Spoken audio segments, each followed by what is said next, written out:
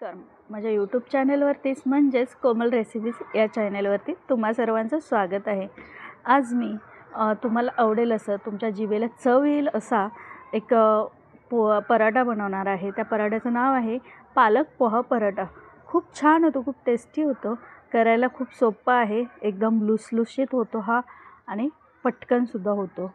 तर ह्या पराठ्यासाठी लागणारे साहित्य काय काय आहे ते आपण बघून घेऊयात.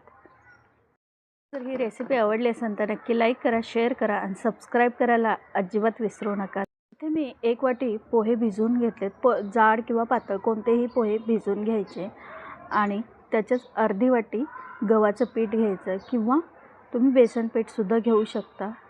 हिरवी मिरची, अद्रक लसूणची पेस्ट घातली 1 चमचा. 1 चमचा गरम मसाला घातला आहे. थोडंसं लाल तिखट आणि हळद घालायची आहे. चवीनुसार मीठ आणि ही पालकची जी प्युरी केली आहे ही घालून मिक्स करायचं. पाणी अजिबात वापरायचं नाही.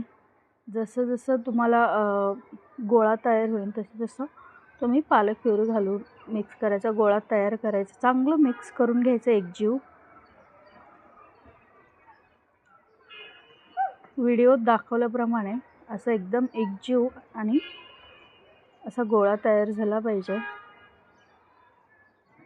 हे तुम्ही हातावरसुद्धा थापू शकता किंवा एखादा कपडा घेऊन त्यानेसुद्धा तुम्ही हे करू शकता.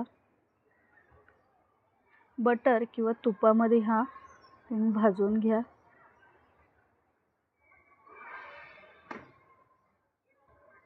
खूप छान लुसलुशीत असा पालक पोहा पराठा तयार होतोय. दोन्ही साईडने चांगलं भाजून घ्यायचा. अजिबात वेळ लागत नाही, तोंडाला खूप छान चव येते. सॉससोबत किंवा तुमच्याकडे कुठली चटणी असेल त्यासोबत तुम्ही हा पराठा खाऊ शकता. अशाच पद्धतीने सर्व पराठे आपण बनवून घेऊया. झटपट आणि पटपट